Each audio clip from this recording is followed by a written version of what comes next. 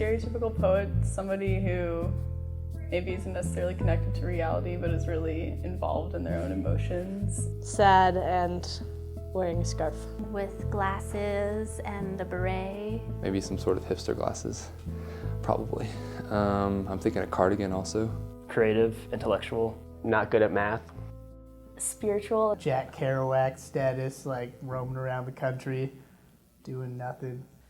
People usually react to finding out that I'm a poetry major by saying something snarky like, good luck finding a job after graduation. There's a lot of scoffing sometimes. A lot of people are like, oh my God, I had no idea that was even a major. I am a double major, dance and poetry. And so what I get most often is, wow, that sounds like fun.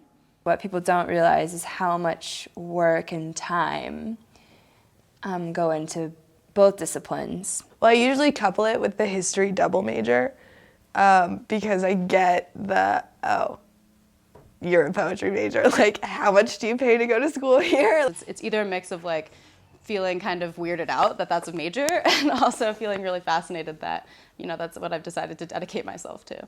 I've actually really loved writing my whole life pretty much. I think I wrote my first poem when I was 6. It almost mimics like the gap between language and true feeling. I thought that the best way to get attention from people was to appear really sad.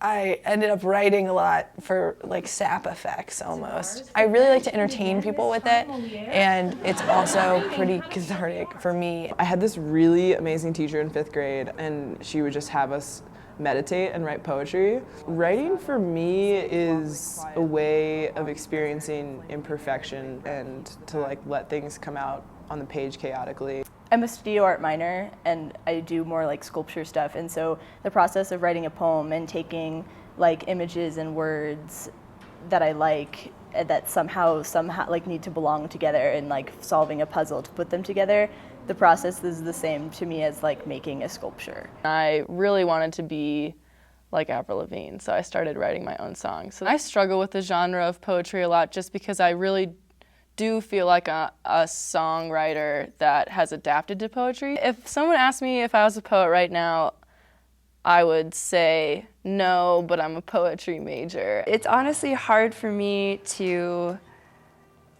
feel like I can say that I'm a poet. I think being a poet is sort of a daily thing, and sort of always asking myself the questions, are you willing to take the time to commit time to that part of you? I love to say that I am a poet because I think that anybody is a poet. You know, being a human makes you a poet. If I go through a block or a period of intensive writing where I'm writing every day with my peers and I'm getting better and I'm expressing myself constantly and like taking everyday things and turning it into something pretty, then I become a poet. Water spoke to stone. You lay so heavy, you are a withering bone, a lost tooth. Stone spoke to water. I settle, I sink, I surrender, and listen. You say the same thing to me over and over. Come along. Stone spoke to water. I'm a thread of hair. I'm lost to the wind. I love these two long lines that are almost like mirror images of each other. But the come-alongs, I felt like that was just like maybe like a hint too far in the repetition. I don't like the sound of it, the way it breaks it up. But along is a good sound there, because you're stone, you're boned, it's elongated, you know, there's water everywhere. It's the come. There's water. It's the come. We're floating around here. The relationship between the poetry majors at CC is one of the greatest gifts that poetry has ever given me. Just the way that everyone works together to understand each other and support each other. You know why it's so great? Because it's like a big club of secrets. The poets know way too much about my life. We're so honest with each other and it's so open. I mean, you can't write a poem and have it be a good poem and fake it. I don't see these people every day, but I don't think I've made better friends in a class. That's going to be the hardest part about graduating. It's a day at a time process. Some days are like totally terrifying and the world's going to end and I'm going to be homeless. And then the next day, you know, I feel really confident that I did something that I'm incredibly passionate about at CC, and I learned how to communicate. I learned about people. I learned so much about the human experience. People get so caught up in, you know, what are you going to do with that? That's the other question that comes up all the time is, so what are you going to do when you graduate? I think they get a dingy apartment in the city. Maybe barista. It's not like you're gonna go to a big firm and get a job for $150,000. They probably write poetry their whole lives, but maybe not end up being poets per se. Yeah, probably not poetry because they're probably not good enough. I do intend to be a professional poet, actually. And hopefully I will be going on to grad school next year. I have no intention of ever making enough money to live on writing.